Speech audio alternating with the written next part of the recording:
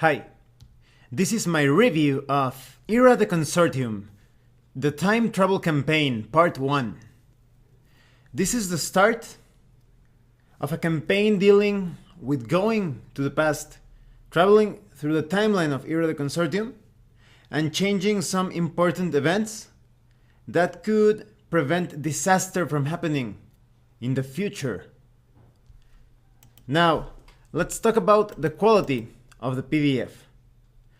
The quality overall is great. My only small criticism is that the character sheets are slightly blurry. However, I have contacted Ed Jowett and he is going to correct that, so that's no problem at all. But despite that, the graphic design and layout is excellent, like all of the other Era the Consortium books.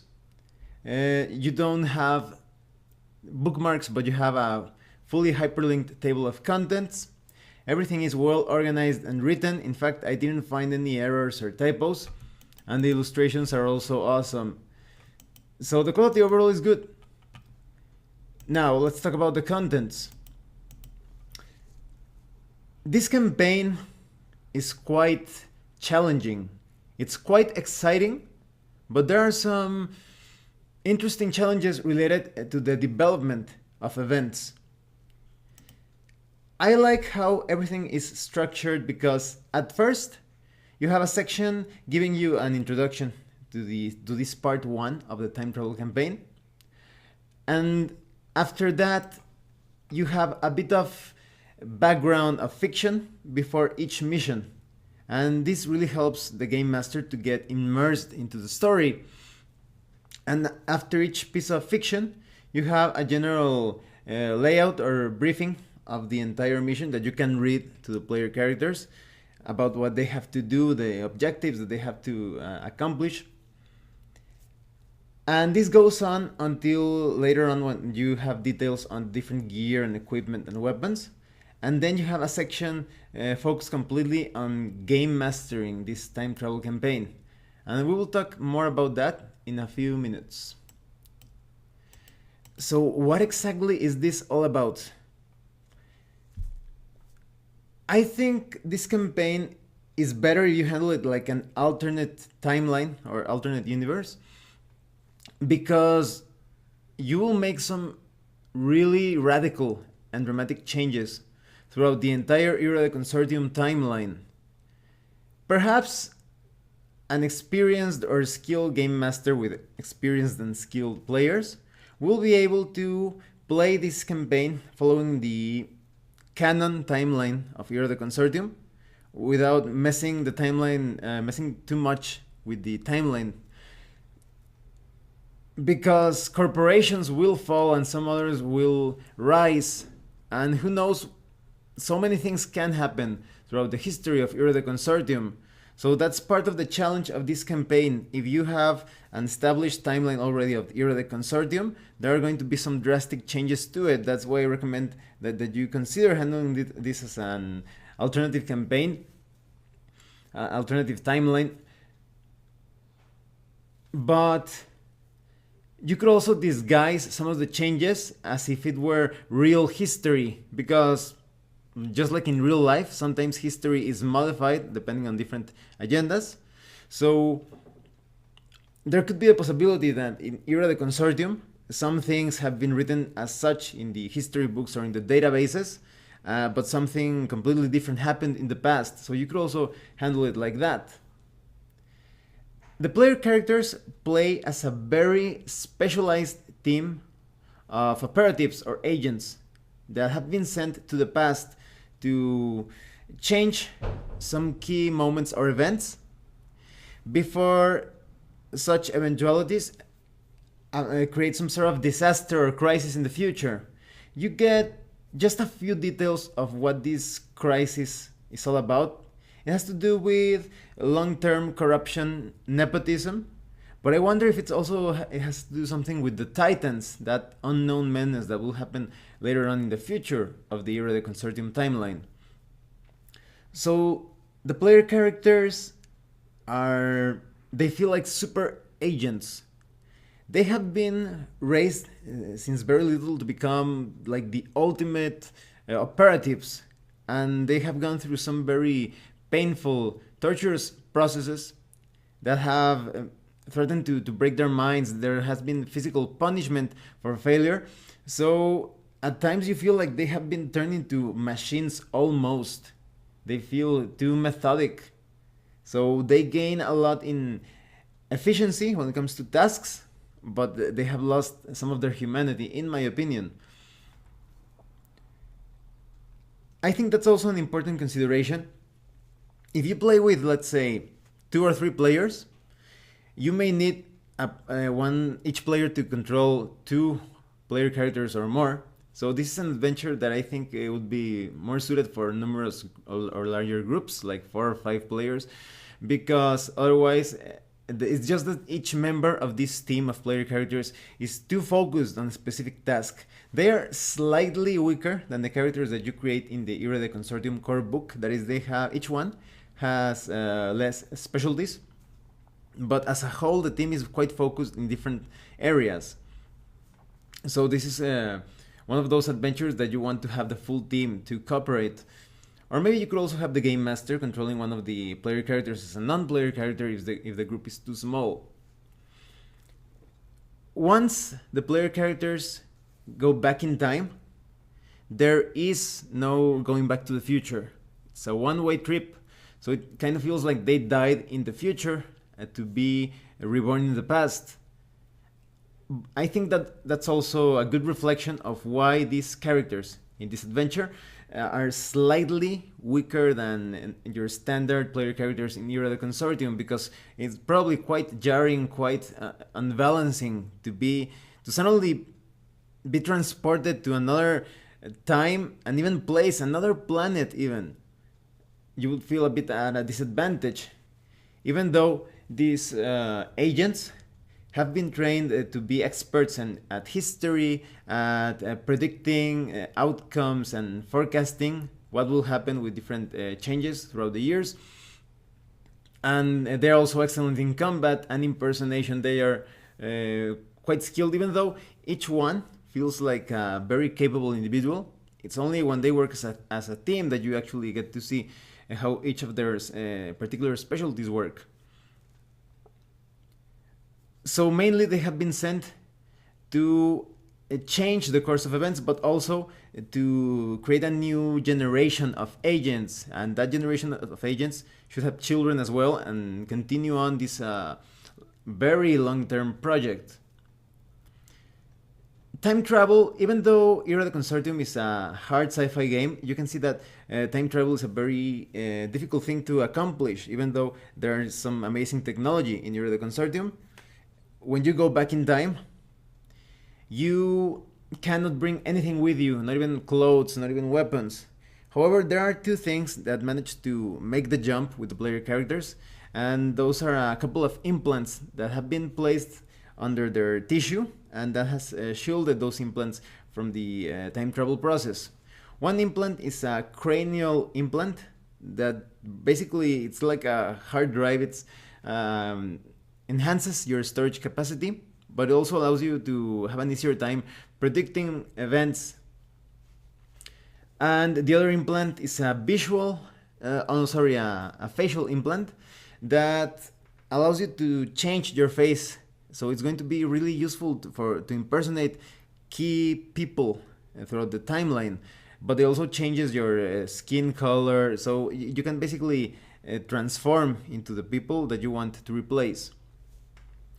When the agents first arrive, just at the beginning of the timeline, almost at the beginning, when the Kurmaya, a huge ship that is kind of like Noah's Ark, manages to land on Taranis, if I'm not mistaken, they have to stop certain individuals from taking control and initiating a chain of corruption, because there are people who remember things from the past and have access to the databanks of humanity's history, but there are others that are quite amnesiac and they don't have access to such information. So those that are in power of the past can affect the present and the future. So it's up to the agents to assassinate and replace those key people and try to steer things or move them in a certain course where the consortium will not end up in a state of crisis. You will see some really intriguing changes when it comes to the events as described in the core rulebook. I remember when I first read about the Captain Rogers incident, he's basically like this tyrant that's trying to dominate over the entire planet. And the history books tell you that it was somewhat of a peaceful rebellion, that just the people united and the security personnel lowered their arms and decided to dethrone Captain Rogers. But here you can see that the outcome was a bit more violent. So it makes sense that they would write that in the history books as something a bit more pretty. So you can see how, even though if you want to handle like an official timeline of Hero of the Consortium, you can still keep things within the history books, just knowing that things did not happen as they were later on told. And so the agents will keep doing these types of operations. Later on, there is this moment when one of the corporations, which is CNC, decides to erase all of the information and records related to religions, because religions were a source of war in the past and they were not in existence in current times. They decided to erase that and create a new religion, because if people found out that religions were a cause of war, they wouldn't accept this new religion that they created, that basically consisted in reaching illumination by colonizing other worlds. But CNC was only doing this to exploit other planets, and people were not ready to make such transitions and become separated from their families and such. So it's up to the player characters to change all of this and eliminate this religion. Later on, they will have to face other things such as blackout. They will have to handle the crime happening during that time. And it's basically they're setting the ground to strengthen certain helpful corporations such as Smerdios Security, and taking care of those corporations that they consider like an obstacle to the progress of the consortium. Eventually, there will be a time when the agents have to have children. They have their sons and their daughters, and they need them to continue with the mission. That's another challenging aspect of this campaign. What if a player character dies during one of these missions? It's not exactly easy to get a replacement. As a game master, you will have to be quite creative when handling this situation. I would recommend that, for example, let's say that you started out the campaign and one of the original agents died. Maybe you could say that another agent was sent from the future and you could replace that player character. But these missions seem quite crucial, quite vital. So I recommend that player characters proceed quite carefully, as if option is not a failure with that type of attitude, because otherwise the campaign could collapse. So these agents will create a new generation of agents, but their children feel a lot more human than them, at least at the start. Remember, these people have been bred in the future to be super agents. They are more machine than people, to the point that they are really harsh and strict with their children. So the new generation grows up feeling a bit alienated from their parents. They are kept in the dark. They do not know that their parents come from the future. They have just been told that there is some sort of like a secret mission and very important project, but they know very little about it, and only little by little they will get the information about their parents coming from the future and trying to change the course of history, etc. The new generation is going to seek out the approval of the former agents, because the original cast will feel no remorse in getting rid of their children if they are not up to the task and getting replacements. So first, the new generation will have to do some really shady and questionable things in order to manipulate the course of history according to a certain model that supposedly will rid the consortium from corruption and disaster. For example, in one mission, they have this prison, and it is located too close to a certain area of expansion of the consortium.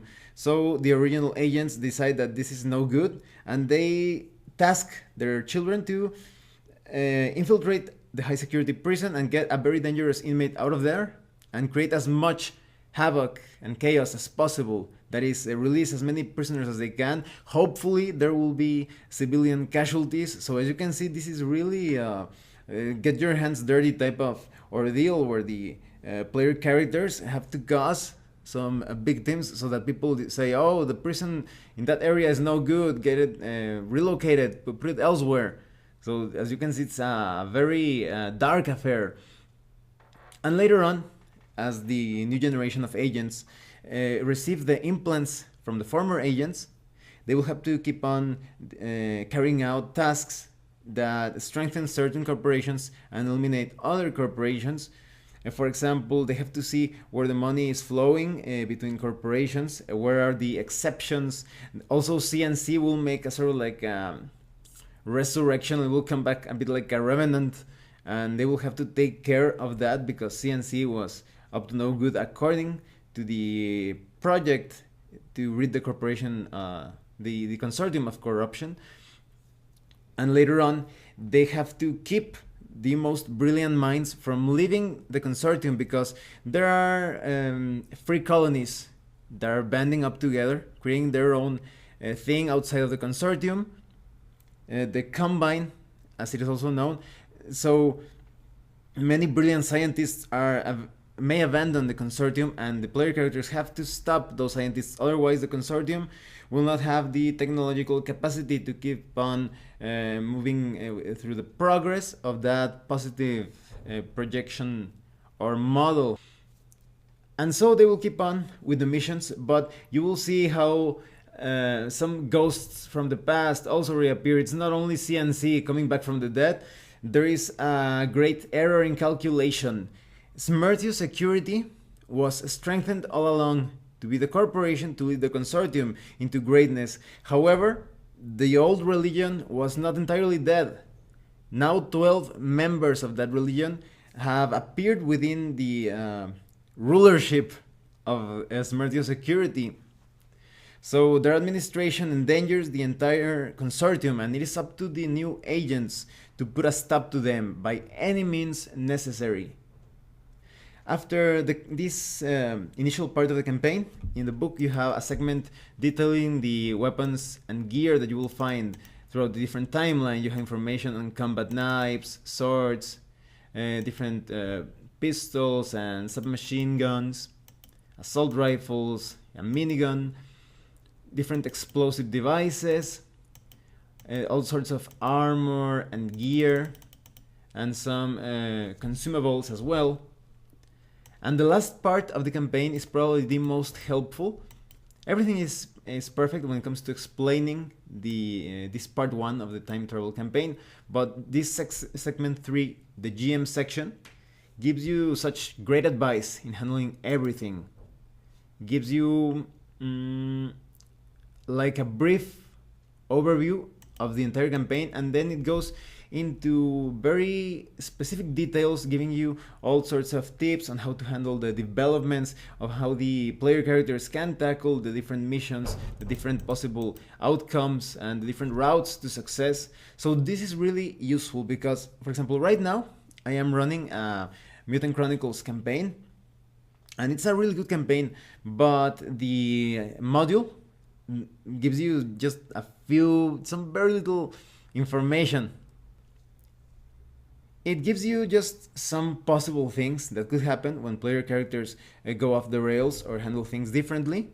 And even though a game master should be able to improvise, it's always good when they give you those tools to handle different unexpected situations. But in that campaign of the Mutant Chronicles, I don't see it as present.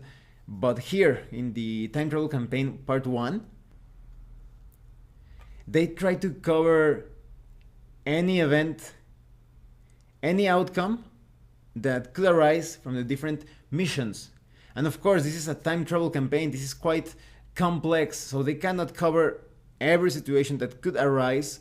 But just by giving you 2 or 3 well-structured outcomes, of what could happen and giving you further tips, it really makes your job as a game master for this campaign a lot easier. That way, even if they do not cover every outcome, you have some solid guidelines on how to handle things when the player characters go off rails and try to change the timeline in unexpected ways. So what do I think of the Era of the Consortium Time Travel Campaign Part 1? Well, this is a great start for this campaign. This campaign is so exciting and it feels so important in the way that you're going to affect the entire timeline, but I also think that it's quite challenging. At first, it feels a bit like a contradiction, because you could think, wow, this time travel campaign is a perfect introduction to Era of the Consortium. And potentially yes, but only if you are experienced role players.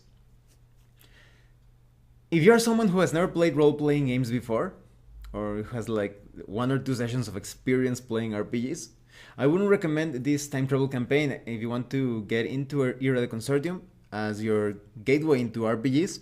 You should get the the adventure featuring the Stiletto team. I'm going to put the link in the description below.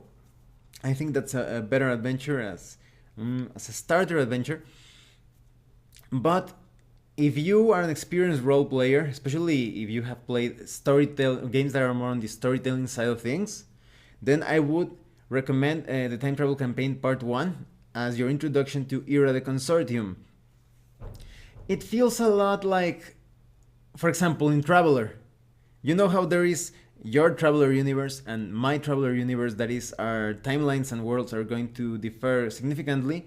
This time travel campaign will affect the timeline. So you really have to consider if you want to handle things as an alternative set of events, or if you want to integrate it into your Era of the Consortium timeline and just make some adjustments as to what happens with the corporations and such, and make sure that it makes coherence with the other source material of Era of the Consortium, because the corporations, even some that disappear in this particular time travel campaign, are very important, even iconic of the Consortium. So there's that to consider.